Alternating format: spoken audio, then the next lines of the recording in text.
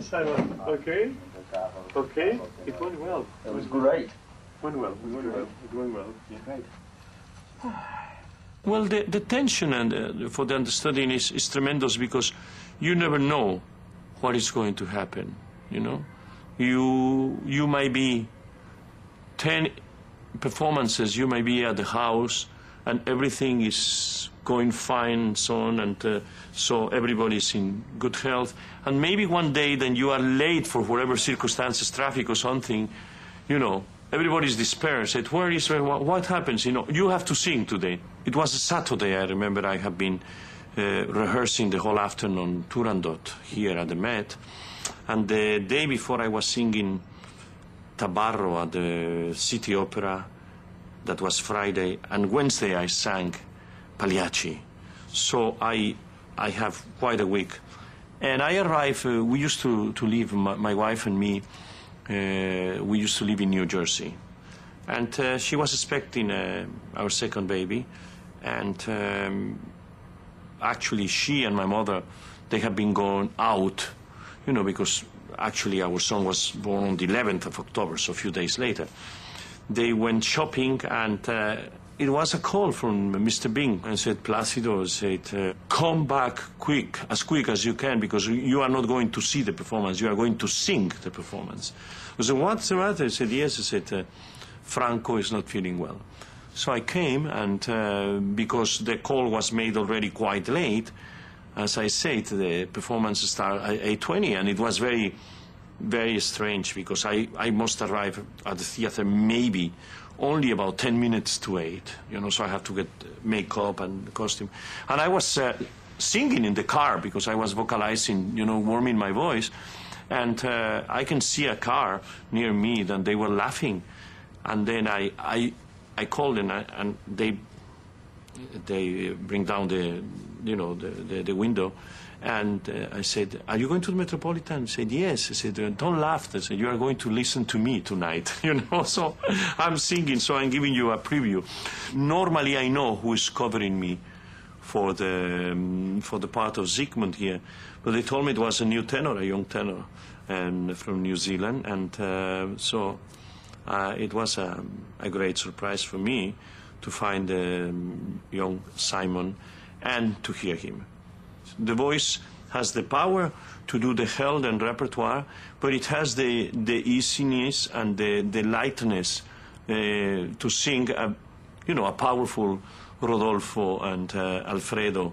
So he's blessed by a beautiful voice and beautiful phrasing, and I think that there is an element there that is going to be. You are going to be very proud, you know. So you are not going to have only Curie and McIntyre. You know. I was already sure if they have called him to be an understudy for Zygmunt, it has to be good, you know. And even though the Met is always quite, they know that I am reliable, but you never know when you will catch a cold or whatever happens. So they have to have somebody that can go on the stage. And he's perfectly prepared, and of course, I cannot say that I hope I cancel a performance. That I cannot say. I'd rather say that I'm going to give him performances, you know, as soon as I know all his repertoire and whatever I can do, either in Washington or Los Angeles, or to my recommendation to other places, that I can say. As usual, fella. Right, Sam. How are you, mate? I'm just going to get a coffee, black coffee. That's all. Sure. I'm not going to have the special yet. Just have a black coffee. You're on a diet? We're on the diet. All right. Stop it. Okay, get you some coffee. Yes. Thanks, mate. I wanted to leave the room. I wanted to get out of that room. I was just hanging onto my hands thinking, get out of here. You're around with all these people. Placido bloody Domingo is there. I was so embarrassed. Just, it was amazing. The old hands, oh, God. Embarrassed I was. I mean, I was overjoyed, obviously, but I loved it. It was good. I have just sung for the most powerful man in opera in the world. Thanks. Sure. Powerful man in opera in the world, and he may want to use me in some of his productions. Now, if that happens, that's incredible. Now, if that doesn't happen, it doesn't matter. I've just sung for Placido Domingo. I don't give two hoots what happens there. And I said, look, why don't we? I've got the aria here, but I've got it in with the high C. We'll just pray. I've never sung it better in my life, John. I've never sung it better in my life. And went into the room. Domingo walked in. He said, "How are you, Simon?" I said, "I'm delighted that I'm able to sing for you, sir." And he goes, "What did you bring?" And I said, "I brought Zygmunt," because he'd just finished singing it 5 minutes earlier. Right. So he goes, "Well, sing me some of the Zygmunt. Let's hear." And then he looked up and he goes, "I want to hear Ein Schwert," which is the big first act aria. So I did all of it. And when I was on the side of the stage, he has those big vowels. And I timed him when he was on stage, and he did 8 seconds for the second one. Yeah. So I gave him 9. Of course. 10 seconds, but it wasn't as good as this one. But he did say that he might, be able to. He was impressed with my singing, which I thought was so amazing. And he said, hopefully, get to sing in LA or in Washington or one. I mean, he's incredible, so busy. I know. He's the most powerful man in opera. And I told you at the time, it's so hard to get an audition for him, with him. That's how it happens. It's step by step by step. You skipped a couple of steps somewhere along the way. I don't know where, but you did. Bless your heart. You need to have good friends and good colleagues, and I'm sure that's how Mr. Domingo has had such. I mean, other than being a great singer and all that sort of stuff, he is an incredible colleague. Yeah. That if I have me a little cover, he'll give me this incredible opportunity to a little, understudy, to sing for him and all that stuff, which I think is amazing. He owed it to you for all the times you went on the rehearsal for him when he was out in Los Angeles singing Domineo. Don't print that. But he owed you big. I mean, don't call yourself a little understudy, because that's. I mean, you're covering a major role, a major artist, and they saw fit to put you on the stage for major rehearsals. It's quite amazing. Do not demean yourself in that way. Why you don't look for me before? Because I'm too scared. You will be coming to Operalia, and now you are 32, so you cannot come anymore. I know, but a lot of friends are coming to Operalia, and they're so incredible for them. And, but you will have the chance to sing, so that's you, sir. Whatever, I would love it if you could sign my program. Would you mind? That's great, Simon. Thank you, sir. With pleasure. And let's get that for you. Thank you so much.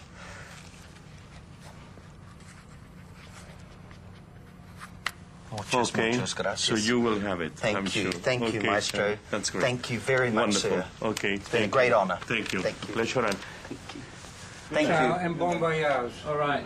Thank you. Thank you. See you. Bye-bye. Bye.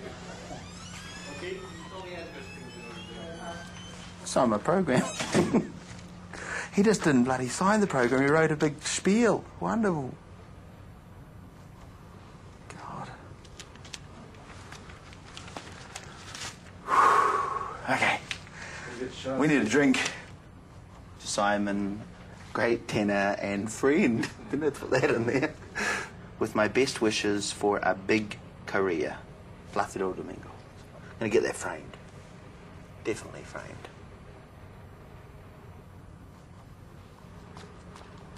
I've nothing else to say. I swear to God, that's bloody amazing. That's all I'm saying about the matter. That's amazing. What an amazing person. Right. Okay, gents, pleasure. I'm going home. It's a dedicated life. It's a devotion that you have to have for this life. You cannot make it just in a very, just indifferent way. You need a total dedication. And on the other hand, it's the most beautiful career that you can have. It is a privilege to be able to make people happy.